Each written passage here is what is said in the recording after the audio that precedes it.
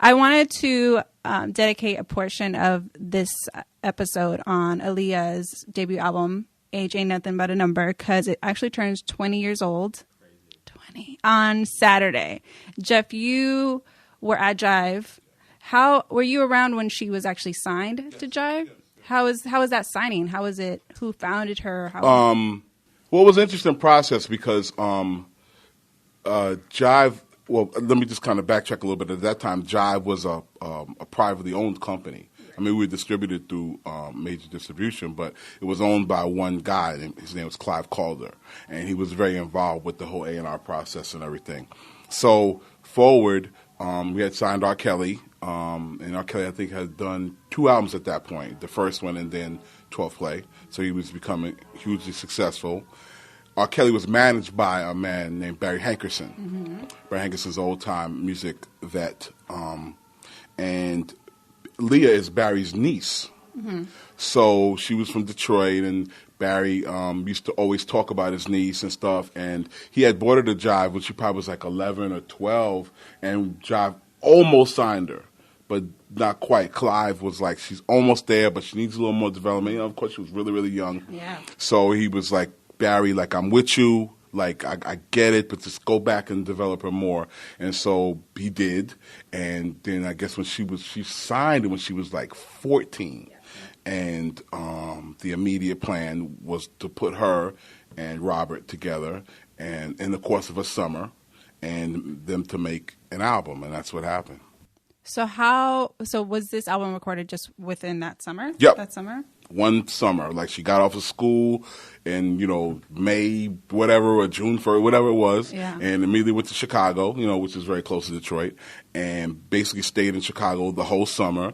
And they were in the studio because, Robert's a studio hawk. He's in there every day regardless. Yeah. So they were in the studio every day.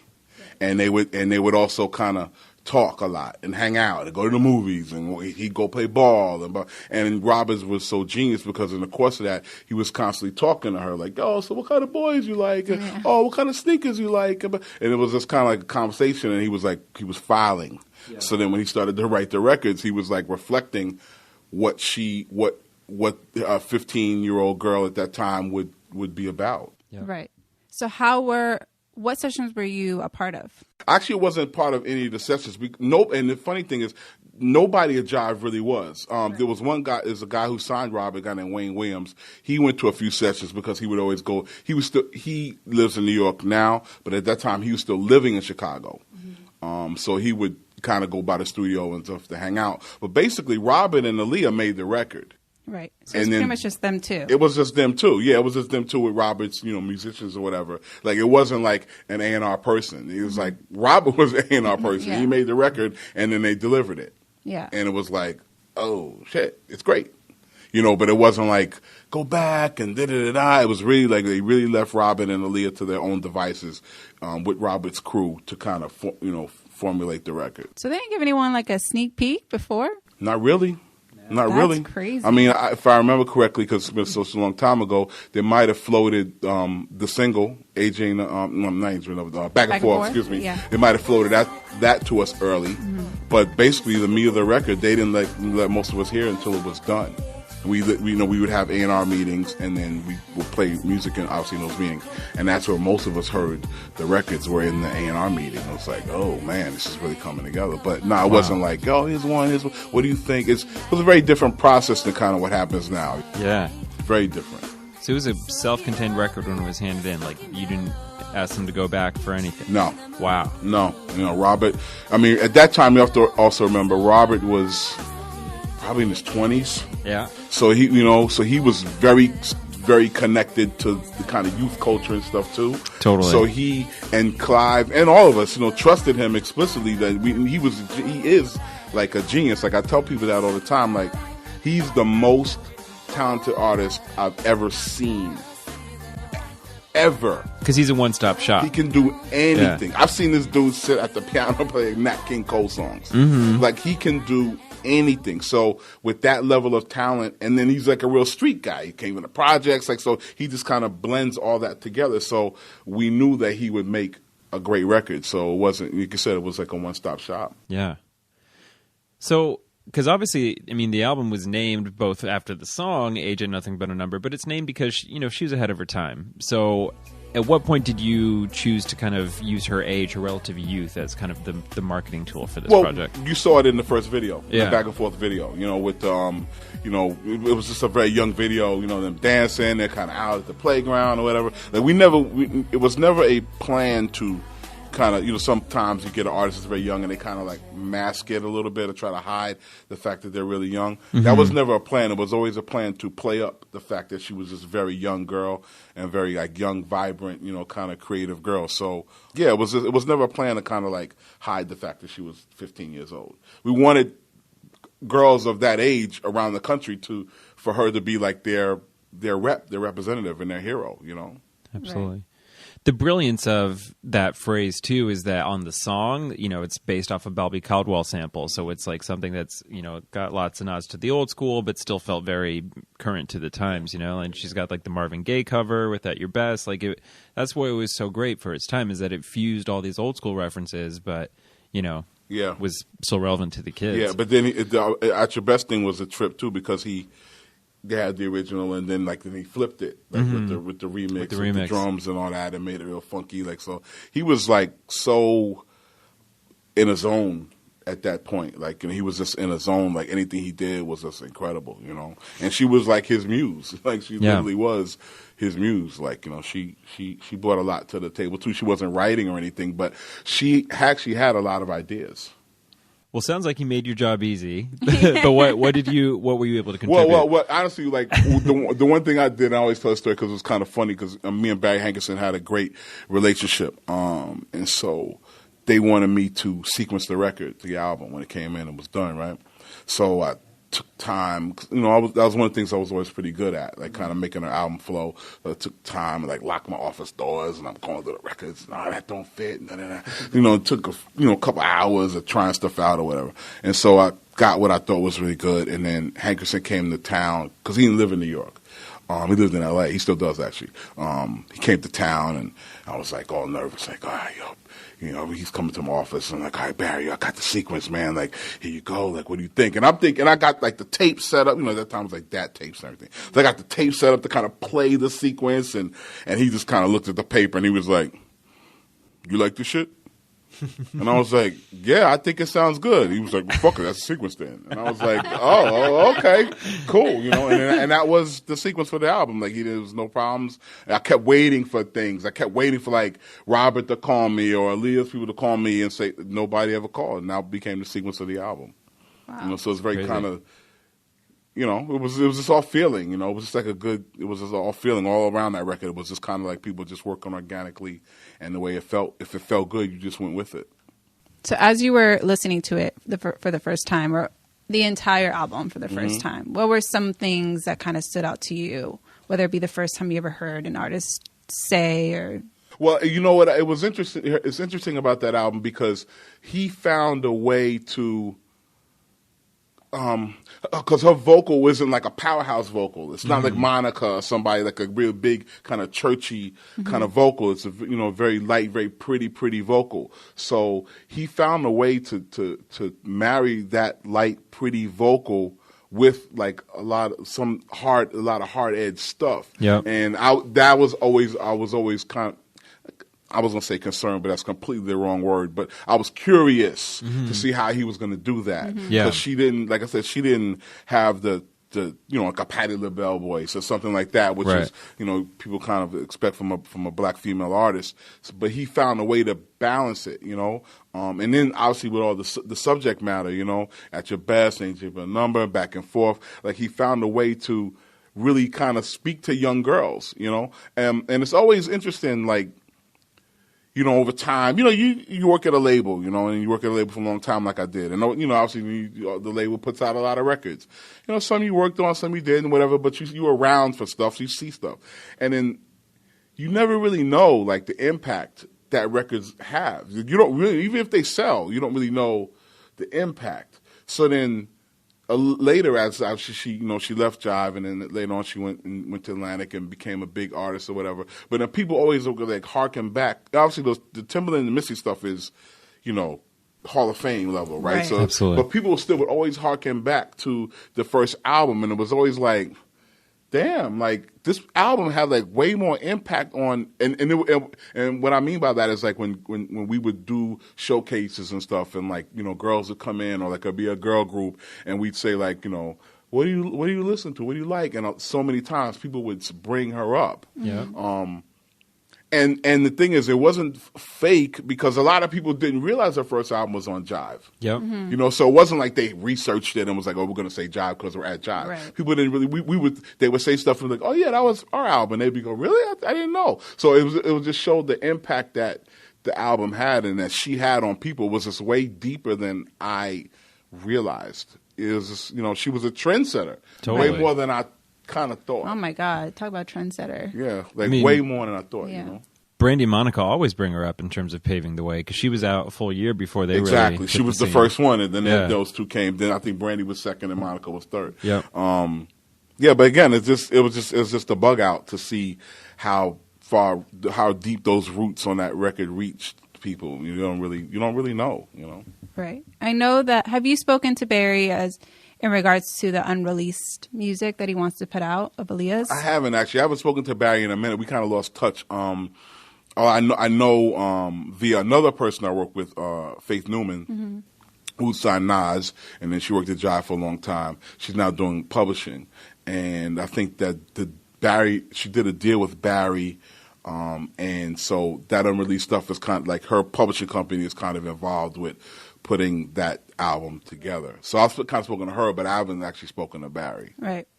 Personally, seeing your relationship with Aaliyah and R. Kelly, how do you feel about having unreleased Aaliyah music out? 2014. You know what, man? I don't. It doesn't really bother me because a couple things. It doesn't really bother me because obviously she left to me, and I'm sure everybody else. She left too soon, so it wasn't like she put out 10 albums. Right. Right. So people are still very hungry to hear her stuff.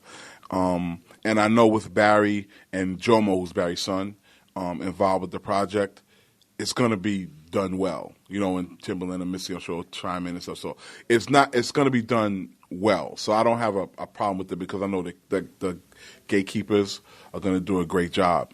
And the other thing I just want to say is like, and maybe because I'm a fan of his, but I thought the whole people kind of going hard on Drake when he was trying to do it, I thought it was whack. It was like he's dope. Like he's dope. And so is 40. Like they're dope. Oh, like no, who absolutely. else should do this but them? I mean, Right. but so I don't, I'm sure there's other things that happen business wise maybe that I don't know about, but I just felt the backlash was kind of like, come on, man. Well, It's just, I think the backlash came because there was like reports that Aaliyah's mother and her brother were not like with the whole having them release music. And I think, I know recently Noah 40 said that that's why he kind of had to take a step back because he didn't want to kind of get involved in that situation. And I know, not surprisingly, but, when she passed away, like, went to the services and everything. And for a while, I used to live in White Plains, and so did Aaliyah's mom. Mm-hmm.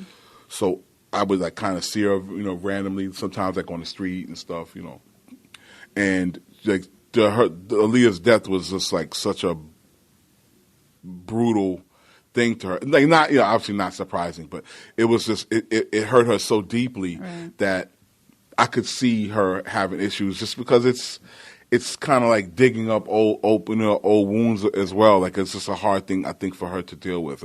She took it like really, really, and her brother as well, like really, really hard. Like everybody did. It was terrible. It was terrible, So I hope we get the music just because I'm a fan. Right. Mm-hmm. But I could, from being kind of seeing the inside, I could see how it might not happen because her mom is still very devastated by her loss. Yeah. Yeah. Yeah, you want it for the right reasons. Yeah, I don't want it just because selfishly because I want to hear it. If the family's not into it, then I don't, then I understand that.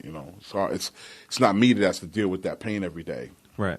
So I totally get it. I remember you just said how, when Aaliyah and R. Kelly were working on the album, it was just pretty much them two till, they previewed it to the label. Was R. Kelly always like that as far as the music that he's worked on, whether it be his or someone else? Is it mostly just him and the artist, or himself with his stuff? No, Robert would send stuff sometimes. He would send stuff sometimes. He felt like he had, you know, a monster or whatever. He would send stuff. Or Wayne, who I spoke about earlier, who was his A&R person, would bring stuff, you know, back from Chicago and be like, "God, here's this record Robert wrote," or "here's this record that Robert did." So we would hear stuff from Robert. He wasn't as tight with his stuff, but like that, you know. And the thing is, I don't think that he was being like tight with the Aaliyah stuff. It was just that they were in the zone, they were working, and we didn't kind of want to mess up their zone, so we just didn't bother him. But I'm sure if we'd have asked Robert to send records, he would have. We just didn't, because like, you know what? Let them do what they do. We trust that he's going to do the right thing. You know. Right. So it wasn't like a secret. It was just like, hey, they're in Chicago, they working, you know, and we were just going about our day, you know, doing whatever. And then, you know, then we heard the stuff, like, you know, it was like, oh shit, this is incredible, you know. Right. At that time, at Jive, were you guys, you know, with R. Kelly and Aaliyah working so closely together, like the rumors of you know, personal chemistry or relationships kind of came after? Did you guys even see that coming? Did that kind of take you back? No, nobody saw that coming. Right. Nobody saw that coming. That just came out of, I'm not necessarily sure exactly when it happened. I assume it was like right after. It was like summer '94, I thought, Yeah, right? yeah. Like, probably well, right. What happened was, I mean, again, and let me preface this by saying, obviously, I'm not saying anything to condone anything that happened, but what happened was Robert's mom died in the process of them making the record. And Robert was extraordinarily close to his mom. She was she was his muse, you know. Right. She as well. She was an inspiration for him in a lot of ways and stuff. And so it was a traumatic experience. And so that trauma made him and Aaliyah become very close, because a lot of times in the studio, like it would just be them two, and he'd be like obviously crying and, you know, going through whatever he was dealing with trying to deal with the loss of his mom, and like she would be the one kind of there comforting him, you know, because they were working together so closely. Again, not condoning anything, but I think that's what kind of got the lines fuzzy. Right. You know, I think that was it. You know, really. Yeah. Did you guys, when all that was going around, did you guys take a step back, or were you involved in kind of settling? It was very tricky, because it was very tricky. Like, we didn't take a step back because obviously her album came out and did well, and Robert put out we call it the Blue album, the R. Kelly album. It was 95, so like everybody was still working, but it was definitely weird. You know what I mean? And you know, we weren't, you know, nobody talked to the press, nor was allowed to do press, and that's when all the, you know, Vibe was doing the crazy stories and everything, and we would just was trying to do damage control as much as possible. But it was a trying time, because there was a lot going on, you know. I mean, and this is going to sound weird, but as bad as that was, God bless that wasn't today. Like, could you imagine with Twitter and it was no blogs, it was none of that. So imagine with blogs and Twitter and Instagram and Snapchat and blah, blah, blah, it would be just no TMZ. It would have just been, I don't even know. I can't even wrap my mind around what would happen if something like that was going on now. Yeah. Well, because which speaks to the power of the music, because that's why, if you didn't know, if you just heard back and forth on the radio, you'd be like, oh, that's a hot song. Like, I need to check out the record. Like, you wouldn't even, you know, the tabloid stuff wouldn't overlap with the music as much. Other stuff. Yeah, now it would be the tabloid stuff would lead. Yeah. Everything. The music would be like sixth place. Totally. You know. Yeah, but I don't know. That whole situation gave the album another feel. I mean, it did. From the title of the song to the songwriting to, you know, R. Kelly being in the background of the album cover. In the background of the videos and stuff. Right. It gave that album a narrative. Yeah. How did you guys feel about that? About it kind of playing that part also? From what I remember, it worked. Right. You know, it sold. The album was a 1 or 2 million. I think it was 1 and change. I don't know. It might be. It's probably around 2 now. Just the minute that Back and Forth came out. Yeah, it was over. Like, it was just over. You know, that was the first single. So. Yeah, exactly. So I mean, it worked. So we're in the business of selling records, and the records were selling. You know what I'm saying? So it was all good. Yeah. And there was also, you know, kind of the air of mystery around her, because you always saw her in shades, right? Like her image was very carefully, like, you know. Very carefully planned, like, you know, like a lot of black. Yep. Shows were a lot of black, you know, the leather, like you said, the she had the bandanas and shades on and stuff, and even later she had the hair over one eye. It was always like people used to be like, "Oh, is she cross-eyed or she's blind in one eye?" It was like, nah, it was just That's like her you said, it was style. that air of mystery that that she had, and her whole style with the big jeans hanging low and everything. It was just, she had the crazy swag, So that was that was interesting to watch too, because she went to like what's basically the version of the Fame High School in Detroit.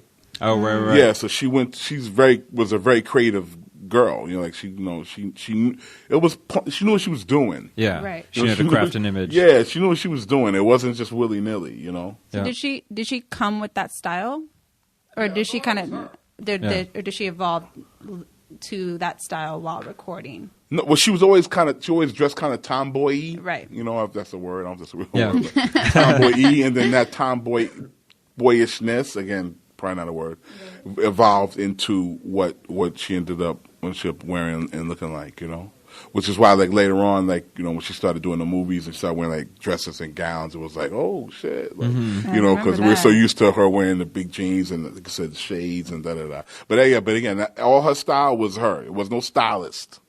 Yeah. That was her. Like, no, I'm wearing this, I'm wearing that, I'm wearing this. And obviously, the more money she got, then she was able to get the better versions of it. But Right. it was her. Right. Mm-hmm. I mean, it's just crazy how 20 years later, we still have girls wearing the crop tops and the baggy jeans and the shades and not only fashion wise, just also, the type of vocals that we're hearing from like rising R&B singers. It's very reminiscent to Aaliyah. Mm-hmm. Are there artists out there right now that kind of your ears perk up and you think of Aaliyah when you see or hear them? That's a really good question. No, nobody off the top of my head, but maybe just as I'm not thinking of anybody. I don't know.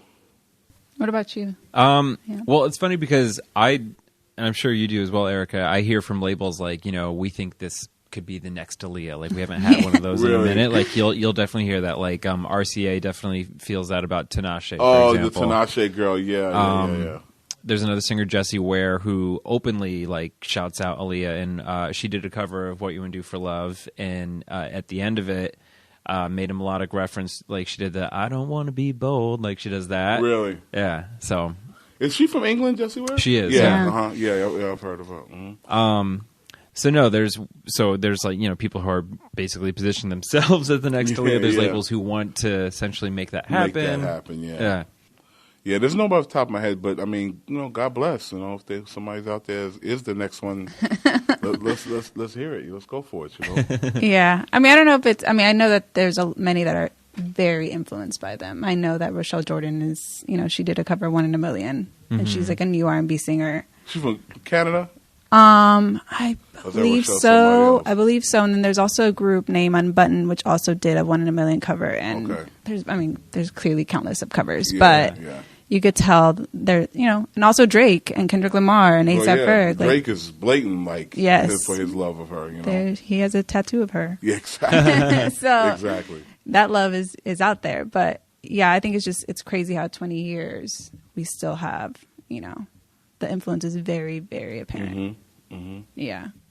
What other moments kind of in the AJ Nothing But a Number era do you remember? I really, just two of the things I remember is just kind of like how impactful the back and forth video and then the At Your Best video with her and Robert. Like I just remember like when those, I mean, again, it's a different era, so videos were way more impactful then than now because it wasn't on YouTube and stuff. Mm-hmm. But I just remember us seeing those videos in the office for the first time and just being like, damn, like this shit is really, really, really gonna go, and hearing that Steppers remix of At Your Best for the first time was like, just the way he flipped the whole record, it was crazy, and again, just the impact of those videos and like watching, like you said, like girls starting to dress like her, right. and at that, I was doing A&R. I had just come out of promotions. But, when you're working on a label kind of like Jive, back then, everybody would, always have people would call you and ask you for records. Like, oh, can you send me this CD or send me that CD?